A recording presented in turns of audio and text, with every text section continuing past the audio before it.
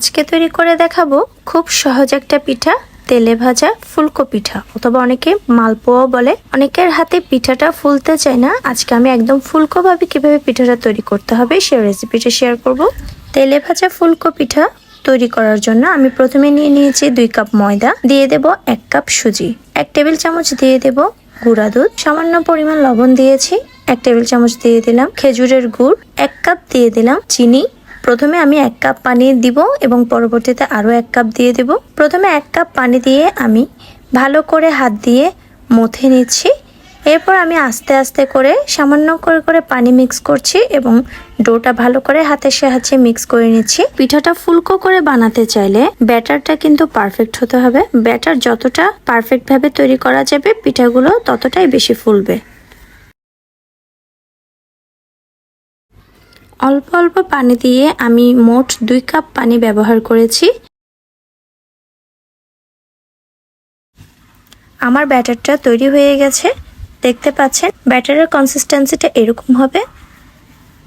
আমি একটা ডিম দিয়ে দিচ্ছি। ডিম দিলে পিঠা আরো বেশি ফুলকো হয়, আর ডিমের গন্ধ যেন না হয় সেজন্য আমি একদম সামান্য পরিমাণ দিয়ে দিলাম এলাচের গুঁড়ো। এরপর আমি বিটারের সাহায্যে খুব ভালো করে মিক্স করে নিচ্ছি। এরপর আমি এখানে কিছু কুড়ানো নারকেল দিয়ে দিচ্ছি, কারণ পিঠা তো নারকেল ছাড়া একদম ভালো লাগে না, তাই আপনাদের পছন্দ মতো দিতে পারেন, না দিলেও সমস্যা নেই। এরপর আমি এটা 1 ঘন্টার মতো রেস্টে রেখে দেবো। যেহেতু এখানে সুজি দিয়েছি, সুজিটা যেন ভালোভাবে সেট হয় সেজন্য এটা 1 ঘন্টা রেস্টে রাখতে হবে। 1 ঘন্টা পর ব্যাটারটা আরেকটু ঘন হয়ে যাবে। এরপর আমি একটা প্যানে একটু বেশি করেই তেল গরম করে নিয়েছি, কারণ পিঠাটা একদম ডুবো তেলেই ভেজে নিতে হয়। প্রথমে আমি একটা গোল ডালের চামচ গরম করে নিয়েছি।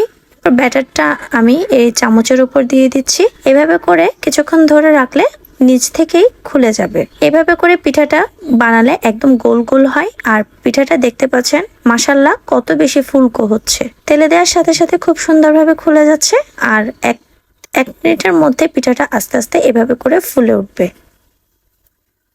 পিঠাটা বানাতে অনেক বেশি সহজ আর খেতেও দারুণ মজা। ঠিকঠাক ভাবে পিঠার ব্যাটারটা তৈরি করতে পারলে পিঠা অনেক বেশি ফুলকো হয়। সবগুলো পিঠা আমি একই নিয়মে বানিয়ে নিচ্ছি। এপিট ওপিট লাল হলে তেল থেকে তুলে নেব। খুব সহজ পদ্ধতিতে আজকের ফুলকো তেলে ভাজা পিঠাটা আমি শেয়ার করলাম। আশা করি আপনাদের সবার ভালো লাগবে। আর রেসিপিটা ভালো লাগলে অবশ্যই সবাই লাইক করবেন এবং আপনাদের টাইমলাইনে শেয়ার করে দেবেন। অবশ্যই ইউটিউব চ্যানেলটা সাবস্ক্রাইব করতে ভুলবেন না, আর ফেসবুক পেজটা অবশ্যই একটু ফলো করে দিবেন। সবাই অনেক বেশি ভালো থাকবেন। আজকের মতো বিদায় নিচ্ছি। আল্লাহ হাফেজ।